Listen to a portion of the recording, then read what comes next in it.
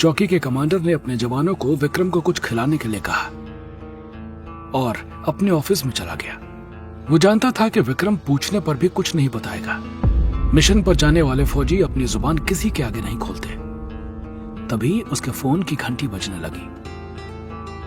विक्रम ने चाय का ग्लास रखा ही था कि कमांडर उसके पास आया।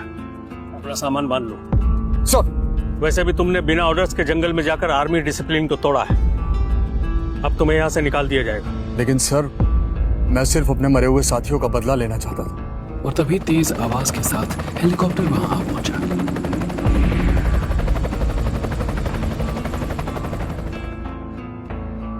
सर, सब ठीक है ना? सिपाही विक्रम, आपको हमारे साथ चलना होगा। ऊपर से ऑर्डर है। Yes sir. विक्रम के लिए हेलीकॉप्टर में बैठने का ये पहला अनुभव था। वो हैरान आंखों से सब तरफ देख रहा था। सारी दुनिया से ऊपर हवा में उड़ते हुए उसे लगा कि वो सबसे शक्तिशाली है। लेकिन अगले ही पल उसे करिश्मा से किया वादा याद आया। मैं तुम्हें 2 साल का वक्त देती हूँ और इन 2 साल में तुम्हें कड़ी मेहनत करनी होगी, तो ट्रेनिंग लेनी होगी। और इन 2 साल में अगर तुम कामयाब हो गए तो मैं तुमसे जरूर मिलूंगी। मैं पूरी मेहनत करूंगा और 2 साल बाद आपको जरूर मिलूंगा। और उसने अपने मन को पक्का किया कि उसे सही मायने में शक्तिशाली बनना ही है। आगे बढ़ने से पहले विक्रम ने झंडे को पूरे सम्मान के साथ सैल्यूट किया। आगे की तरफ बड़ा सा मैदान था जहां सैनिक एक्सरसाइज कर रहे थे। दूसरी तरफ कैंप था जहां बहुत सारे कमरे बने हुए थे। कुछ देर बाद जब विक्रम नहा धोकर और तैयार होकर बाहर आया तो गार्ड उसे फिर से कमांडर के पास लेकर आया। विक्रम को बिना देखे कमांडर ने फाइल पर काम करते हुए कहा, तुम बैठो, मैं ये काम खत्म करके तुमसे बात करता हूँ। 10 मिनट बाद जब उसने फाइल बंद करके सर उठाया तो विक्रम अपनी जगह पर सीधा खड़ा था। कमांडर ने मुस्कुराकर कहा, मैं जानता हूँ कि तुम सिपाही विक्रम चौहान हो और तुम एक कैंप कमांडर के आगे नहीं बैठोगे। लेकिन मुझे यह भी पता है कि पिछले 3 दिनों में तुमने क्या क्या देखा है। पिछले जवान, तुम्हारे सीनियर ऑफिसर का यह ऑर्डर है कि तुम आज और कल यहाँ गेस्ट हाउस में आराम करोगे और साथ ही एक रिपोर्ट तैयार करोगे। उस रिपोर्ट में जो कुछ भी हुआ, तुमने जो कुछ भी देखा सुना और जंगल में हुई मुठभेड़ के बारे में मुझे पूरा ब्यौरा चाहिए। और हाँ, ये रिपोर्ट किसी और के हाथ नहीं लगनी चाहिए। Yes sir. कमांडर को सैल्यूट करके विक्रम जब बाहर आया तो गार्ड उसे एक साफ सुथरे गेस्ट हाउस में ले गया। टेबल पर रखे खाने को देखकर विक्रम के पेट में चूहे दौड़ने लगे। उसने जल्दी जल्दी सारा खाना खत्म कर लिया। अचानक विक्रम की आंखें भारी होने लगी और बिना कुछ सोचे वो जाकर बिस्तर पर गिर गया। जब विक्रम की आंख खुली तो बाहर अच्छा खासा उजाला था। उसने घड़ी में टाइम देखा तो पता चला कि वो 10 घंटे से सो रहा था। विक्रम को ज्यादातर सिर्फ 3 या 4 घंटे सोने की आदत थी, लेकिन पिछले 3 दिनों की घटनाओं के बाद इतनी गहरी और लंबी नींद लेकर अब उसे एकदम तरोताजा लग रहा था। तैयार होकर नाश्ता करने के बाद विक्रम रिपोर्ट लिखाने बैठा। अपनी जलती हुई चौकी के भयानक मंजर से लेकर जंगल में फायरिंग, करिश्मा से अचानक मुलाकात, उसके साथ मिलकर दुश्मनों का सामना करना,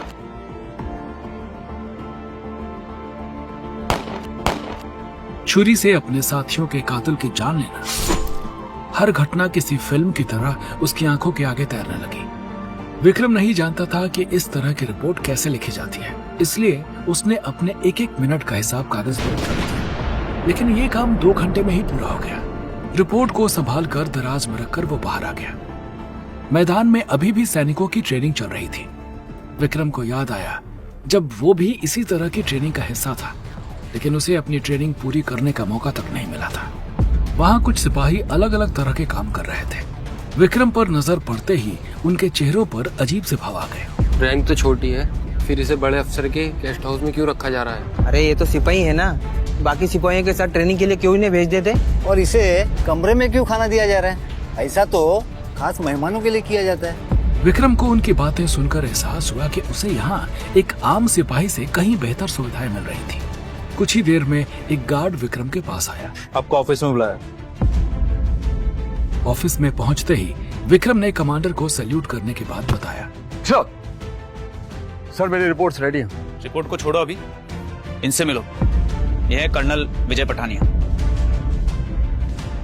तो ये है सिपाही विक्रम कर्नल पठानिया ने सर से पैर तक विक्रम को अच्छी तरह देखा। उनकी आंखें सख्त और खामोश थी। विक्रम की घबराहट बढ़ने लगी।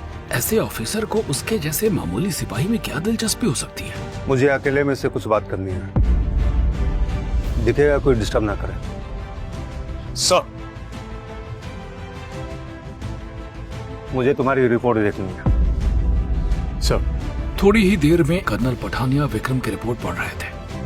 बहुत ध्यान से सब कुछ पढ़ने के बाद उन्होंने कागज एक तरफ रखे और विक्रम को देखा। विक्रम चौहान, मैं तुमसे कुछ सवाल पूछना चाहता हूं और जवाब में सिर्फ तुम सच बोलोगे। ये सुनकर विक्रम का डर और बढ़ गया। एक सिपाही के तौर पे क्या बोलना और क्या नहीं, ये तुम तय नहीं करोगे। पहली बार तुम्हारे मन में जो बात आए वही बताना है तुम्हें। सिपाही विक्रम चौहान। जी सर। मेरे सवालों का जवाब दोगे तुम? Yes sir. अकेले जंगल में जाकर दुश्मन से लड़ने का उसका फैसला शायद सीनियर ऑफिसर की नजर में गलत था और अब इस गलत फैसले का परिणाम उसे भुगतना पड़ेगा। जब तुमने जली हुई चौकी और अपने साथी सिपाहियों के लाश के मंजर को देखा तो पहली बार तुम्हारे दिल ने क्या कहा? निहत्थे सिपाहियों के पीछे से आकर वार करने को बहादुरी नहीं कहते, लेकिन मैं अपने साथियों के बलिदान को खाली नहीं जाने दूंगा। बदला लूंगा मैं। मेरे एक एक साथी की जान की कीमत चुकानी होगी तुम्हें। मेरा दिल और दिमाग दोनों कुछ सोचने समझने की हालत में नहीं थे सर। मैंने वहां अपने साथियों की मौत का मंजर देखा सर। उस वक्त मेरे लिए सबसे जरूरी था दुश्मन को ढूंढना और मौत के घाट उतार देना। इसके अलावा मैं और कुछ भी सोच समझ नहीं पा रहा था सर। पठानिया ने अगला सवाल पूछा। क्या तुम्हें पक्का यकीन था कि तुम ऐसा कर पाओगे? एक फौजी होने के नाते उसे अपने आप पर पूरा विश्वास होना चाहिए था, लेकिन विक्रम ने सच बता दिया। सर 50% यकीन था सर। तुम समझ रहे हो कि तुम क्या कह रहे हो?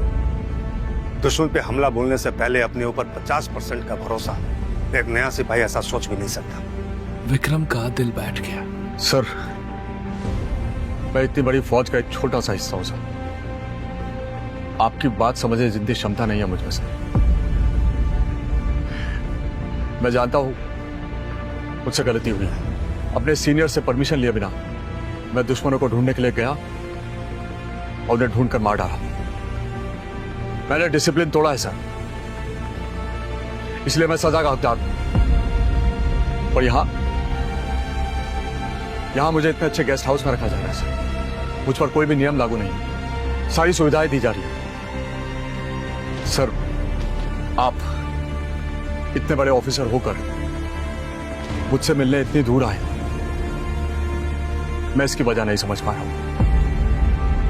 प्लीज बताइए सर, मेरे लिए आगे क्या ऑर्डर है? विक्रम की सरलता पर पठानिया दिल ही दिल में मुस्कुराने लगे।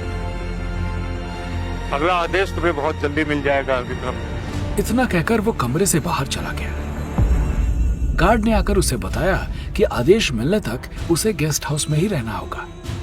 अगले 3 दिन विक्रम के लिए 3 साल के बराबर थे। उसे यहाँ रहकर सिर्फ सोना और खाना था। इतना आराम विक्रम ने अपनी पूरी जिंदगी में कभी नहीं किया था और ना वो करना चाहता था। इसलिए जब चौथे दिन की सुबह कमांडर के ऑफिस से बुलावा आया तो विक्रम फौरन वहां जा पहुंचा। उसकी घबराहट देखकर कमांडर ने कहा, सर, तुम्हारे लिए एक अच्छी खबर है। सर, क्या मुझे फौज से नहीं निकाला जा रहा? विक्रम ने खुश होकर पूछा। कमांडर हंसने लगा। इसलिए तुम इतना डर रहे थे? नहीं, तुम्हें फौज से निकाल नहीं रहे हैं, बल्कि तुम्हारी बहादुरी के लिए तुम्हें इनाम दिया जा रहा है। उसे देखते ही विक्रम की छाती गर्व से चौड़ी हो गई। वो सिर्फ एक मेडल नहीं था, वो सबूत था अपनी मिट्टी की रक्षा करने की काबिलियत का। वो सबूत था मातृभूमि के लिए अपने समर्पण का।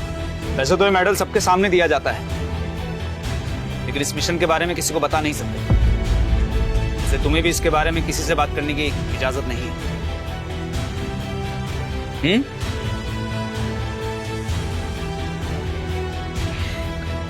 सर, मैं वादा करता हूं सर, इस मिशन के बारे में मेरे मुंह से कभी कोई बात नहीं निकली। मेडल मिलने के बाद विक्रम की आवाज में और जोश आ गया, लेकिन कमांडर ने इसके बाद जो कहा उसे सुनकर विक्रम की आंखें खुली की खुली रह गईं। हेडक्वार्टर ने फैसला किया है कि तुम्हें प्रमोट करके ऑफिसर बनाया जाता है। तुम एक सिपाही के तौर पर भर्ती हुए थे, लेकिन तुम्हारी बहादुरी की वजह से तुम्हें प्रमोट करके लेफ्टिनेंट का रैंक दिया जाता है। एक ऑफिसर के लिए पहली सीढ़ी है। वक्त और मेहनत के साथ तुम्हें आगे भी ऐसे प्रमोशंस मिलते रहेंगे। ऑफिसर बनने के बारे में उसने कभी सोचा तक नहीं था। कमांडर ने आगे कहा, तुम्हारी अगली यूनिट कौन सी होगी ये तुम्हारे फैसले पर डिपेंड करेगा। तुम चाहो तो कमांडर बनके एक चौकी का चार्ज ले सकते हो। एक छोटी चौकी होगी, लेकिन वहां पर सबसे सीनियर तुम रहोगे। या फिर दूसरा ऑप्शन है ट्रेनिंग। तुम्हारी पहली ट्रेनिंग अधूरी रह गई थी, तुम चाहो तो कमांडो ट्रेनिंग के पहले पड़ाव के लिए जा सकते। विक्रम को ऐसा लगा जैसे साक्षात भगवान उसके सामने खड़े हैं। बिना एक भी पल गंवाए उसने फैसला कर लिया। सर, मैं अपनी ट्रेनिंग पूरी करना चाहूंगा। कमांडर को थोड़ी हैरानी हुई। सोच लो, 3 महीनों की ट्रेनिंग बहुत मुश्किल होती है, और फिर वहां पर तुम बाकी सबकी तरह एक आम फौजी रहोगे। एक कमांडर की कोई भी फैसिलिटी तुम्हें नहीं दी जाएगी। लेकिन विक्रम का फैसला अटल था। मुझे मंजूर है सर। मैं ट्रेनिंग में आने वाली किसी भी कठिनाई से लड़ने के लिए तैयार हूं। उसके फैसले से खुश होके कमांडर ने उसकी पीठ थपथपाई। शाबाश, तुम सचमुच इस प्रमोशन के हकदार हो। तो लेफ्टिनेंट विक्रम चौहान, ये तुम्हारे बैचेस लो, और जाओ और जाकर तैयारी करो। तुम्हें आज ही ट्रेनिंग कैंप के लिए निकलना हुआ। जय Hind sir. All the best. तैयारी करने के लिए विक्रम के पास कोई सामान नहीं था। यहाँ आकर उसे 2 जोड़ी यूनिफॉर्म मिली थी। एक यूनिफॉर्म को अपने साथ लेकर 1 घंटे बाद वो जीप में ट्रेनिंग कैंप के लिए रवाना हो गया। जीप का ड्राइवर, जो एक सिपाही था, उसके कंधे का रिबन देखकर बोला, क्या मैं आपसे एक बात कह सकता हूँ सर? आप जब यहाँ आए थे तो मैं यहाँ सीनियर था, लेकिन 3 दिन में आपने ऐसा क्या किया जो आपको इतनी बड़ी प्रमोशन मिल गई? बस किस्मत समझ लीजिए मेरी। ये किस्मत ही थी जो आज उसे यहाँ मिली। ट्रेनिंग कैंप से निकलने के बाद किस्मत का एक और दरवाजा उसके लिए खुलने वाला था, कमांडो बनने का। लेकिन विक्रम नहीं जानता था कि उसकी किस्मत आगे और क्या क्या रंग दिखाने वाली है। विक्रम के लिए आगे का सफर अब कैसा होने वाला था? तो दोस्तों, आगे क्या होगा इस रोमांचक कहानी में, जानने के लिए सुनते रहिए commander Vikram Chauhan, only on Pocket FM.